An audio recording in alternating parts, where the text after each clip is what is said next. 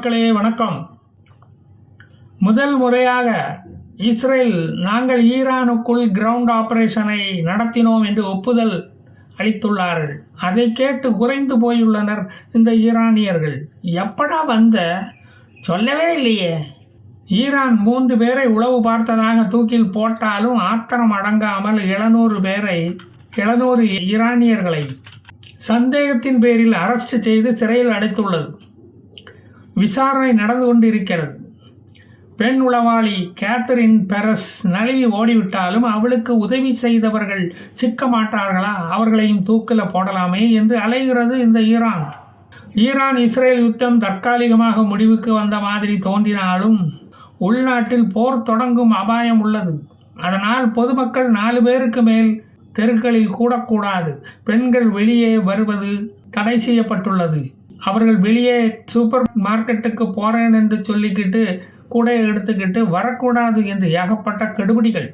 ஏற்கனவே அங்கு பலகாலமாக இன்டர்நெட்டு சேவை இல்லை. வாட்ஸ்அப்பு, ஃபேஸ்புக்கு, ட்விட்டரு, இன்ஸ்டாகிராம் என்று எதுவுமே அங்கே கிடையாது. ரீல்ஸ் பார்க்காம எப்படித்தான் அங்கே இருக்கானுங்களோ தெரியல. இங்கே பல பேருக்கு அதை பார்க்காம சோறு தண்ணி இறங்க மாட்டேங்குதே. திருமணம் நடத்த கூட்டம் போடுவதாக இருந்தால் பெர்மிஷன் வாங்க வேண்டும். யார் யார் அந்த கல்யாணத்துக்கு வருகிறார்கள் என்று லிஸ்ட் தர வேண்டும். கொரோனா கால கெடுபிடியால் இருக்குது. கொரோனாவை விட கொடிய இஸ்ரேல் உளவாளி உள்ளே நுழைந்து விடக்கூடாது. பார்த்தீங்களா, அதுதான் இந்த ஏற்பாடு. சொந்தக்காரன் என்ற பெயர் இல்லை, அவன் பிஜேபி மாதிரி உள்ளே வந்துடுவான். ஐயா, நாம தானே ஜாக்கிரதையாக இருக்கணும். கல்யாண வீட்டில் உள்ள ஊறுகாய் பாட்டில்களை எல்லாம் திருடிக்கிட்டு போயிடுவான். ஐயா, அதுக்காகத்தான் இதை சொல்கிறேன், வேற ஒன்றும் இல்லை. மற்றபடி எங்களுக்கு இஸ்ரேலை பற்றி எந்த பயமும் கிடையாது. அவங்கள தான் நாங்கள் போரில் தோக்கடித்து பின்வாங்க வச்சுட்டோமே. டிஜிட்டல் மீடியாவை ஆஃப் பண்ணி வைத்து விட்டார் கோமெனி. மொசாத் உளவாளிகளை சல்லடை போட்டு தேடி வருகிறார். ஆனால் மொசாத் சீஃப் டேவிட் பார்னியா வழக்கம் போல் எங்கள் மொசாத்துகள் ஈரானில் இருந்து செயல்படுவார்கள் என்று கூலாக சொல்லிட்டு போகிறார். மொசாத்து தன் கடமையை செய்யும் என்று தமிழக போலீஸ் மாதிரி சொல்லிக்கிட்டு கோமெனியின் தூக்கத்தை கலைச்சிக்கிட்டு இருக்கார் இந்த டேவிட் பார்னியா. உலகத்திலேயே வீக்கான ஆர்மி என்று பெயர் எடுத்து விட்டோமே என்று கோமெனிக்கு ஒரே கவலை. இப்போ ஹூத்திஸு கூட நம்மளை மதிக்க மாட்டேங்கிறான். கால் மேலே கால் போட்டுக்கிட்டு ஒரு 500 ஏவுகணை அனுப்ப முடியுமா அப்படின்னு கேட்குறான். ஹமாஸ் மாதிரி நாங்கள் என்ன குபூஸாக கேட்குறோம்? இஸ்ரேலை தாக்க ஏவுகணை தானே கேட்குறோம். அதை கொடுக்கறதுக்கு உங்களுக்கு வலிக்குதா? உங்களுக்கும் இஸ்ரேலுக்கும் தானே போர் நிறுத்தம், எங்களுக்கு கூட இல்லையே. அதனால் எங்கள் அக்கப்போர் தொடர்ந்து நடந்துக்கிட்டு தான் இருக்கும் அப்படின்னு அவனும் மிரட்ட ஆரம்பிச்சிருக்கான். ஐயா, மொசாத் சீஃப் ஈரானில் உள்ள எங்கள் உளவு படையினர் உளவு செய்திகளை எங்களுக்கு இப்போவும் அனுப்பி கொண்டு தான் இருக்கிறாங்க. உங்களது ஒவ்வொரு மூவும் கண்காணிக்கப்படுகிறது. கோபமடைந்த கோமெனி எல்லா சிசிடிவி கேமராக்களையும் அடித்து உடைக்க சொல்லிட்டார். One wrong move will trigger our force to operate. Our 24/7 Air Force is ready to fly அப்படிங்கிறாரு டேவிட் பார்னியா. இந்த போர் நிறுத்தம் 60 நாளைக்கு இருக்குமா. 61வது நாள் இஸ்ரேலிய விமானங்கள் அங்கு வர ஆரம்பிக்கும். அங்கே உள்ள அணு ஆயுத கூடங்கள் வேலை செய்யுதா இல்லையான்னு பார்க்கத்தான் வருது. ஈரானுடைய திட்டங்கள் என்ன என்று எங்களுக்கு தெரியும். எங்கள் கண்கள் இன்னும் திறந்தே தான் இருக்கிறது. உங்களுடைய ஒவ்வொரு அசைவும் கண்காணிக்கப்படுகின்றன. நாங்கள் இங்கே இருந்தாலும் எங்கள் கண்களை கலத்தி எங்கள் சேட்டலைட்டில் அங்கே தான் வச்சுருக்கோம். அங்கே வைத்து விட்டு தான் வந்திருக்கோம். எங்களை யாரும் எதுவும் செய்து ஏமாற்ற முடியாது. அதை முதல்ல தெரிஞ்சுக்கிடுங்க. எங்களுக்கு கேத்தரின் இல்லைன்னா ஒரு கதீஜா அங்கு இருப்பாள் என்று பேசி கொலை நடுக்கத்தை ஏற்படுத்தி இருக்கிறார் இந்த டேவிட் பார்னியா. இஸ்ரேல் இன்று நேற்று அல்ல, பலகாலமாக இந்த கண்காணிப்பு வேலையை செய்துக்கிட்டு தான் இருக்குது. அது தெரியாமல் எங்களோட விளையாடினால் உங்கள் விக்கெட்டுகள் தான் வீழ்த்தப்படும். நீங்கள் கற்பனை கூட செய்து பார்த்திராத செயல்களை மொசாத் அங்கு செய்து நிகழ்த்தி காட்டிக் கொண்டிருக்கிறது. அது அங்கு மட்டுமல்ல, சிரியா, லெபனான், ஈராக்கு, துருக்கி என்று எல்லா இடங்களையும் நாங்கள் தொட்டு பார்த்து விட்டோம். எல்லாமே எங்களுக்கு தொற்றுவிடும் தூரம்தான். இந்த தருணத்தில் எங்களுடன் சேர்ந்து பணியாற்றிய CIAவுக்கு எங்கள் நன்றியை தெரிவித்துக் கொள்கிறோம் என்று பேசியிருக்கிறார் இந்த டேவிட் பார்னியா.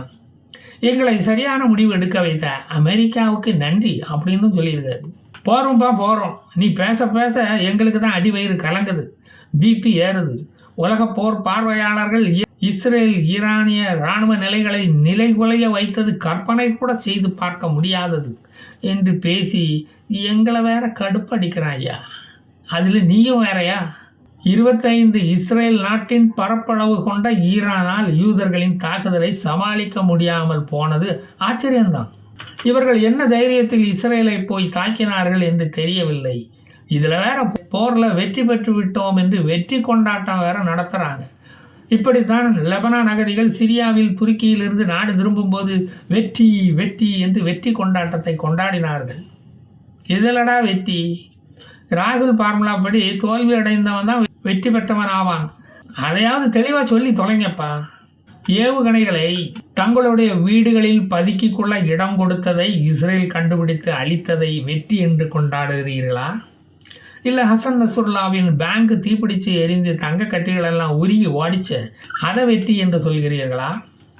இல்லை ஹசன் நஸ்ருல்லாவை கட்டட கழிவில் இருந்து வழித்தெடுத்து அடக்கம் பண்ணினீங்களே அதை வெற்றி என்கிறீர்களா? இல்லை பாஷர் ஆசாத்தை விரட்டிவிட்டு அல் கொய்தா அல் ஷாராவை ஆட்சியில் அமர்த்தியதை வெற்றி என்கிறீர்களா? இல்லை கோலன் ஹைட்ஸை முழுமையாக இஸ்ரேலுக்கிட்ட பறி கொடுத்ததை வெற்றி என்கிறீர்களா? எதுக்கு நீங்கள் குதூகலிக்கிறீர்கள் என்று ஒரு அளவும் புரிய மாட்டேங்குது.